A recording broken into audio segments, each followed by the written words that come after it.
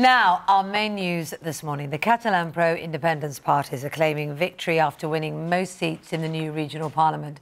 They will now try to form a coalition to continue the push for separation from Spain. However, the Nationalist Pro-Unity Party says it has the upper hand as the single party with the most votes. So, who's won? Our chief correspondent, Richard Gaisford, is in Barcelona for us this morning. Morning, Richard. So it seems like everybody's saying they have the victory.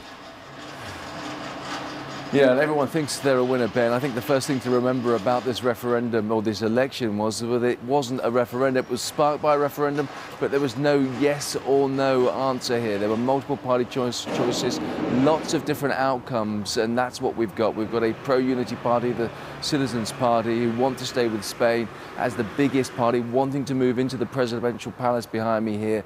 But then you've got all of these other pro-independence parties banding together, able to make a coalition with a much bigger working majority. And that is really the situation that the Spanish government faces. They wanted to lance the boil, they wanted to decapitate the independence movement here in Catalonia.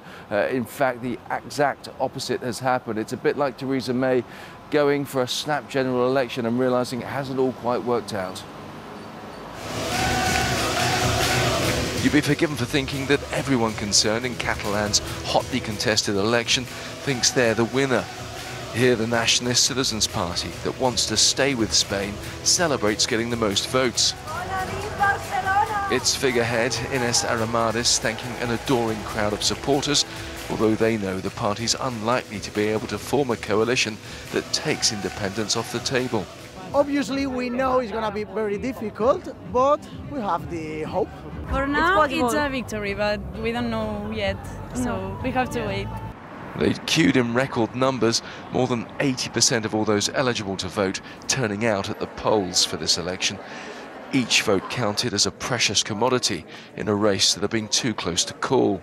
It followed the ill-fated referendum on October 1st that saw Spanish police attacking Catalan independence voters and which led to direct rule from Madrid. Catalan's Republican leaders then ended up in jail or self-imposed exile. But the pro-independence parties think they will have the last laugh and form a coalition and continue to force the Spanish government's hand. Rajoy and his allies have lost and have received a slap in the face from the Catalan people. All eyes are now on the national government in Madrid and its response to the vote.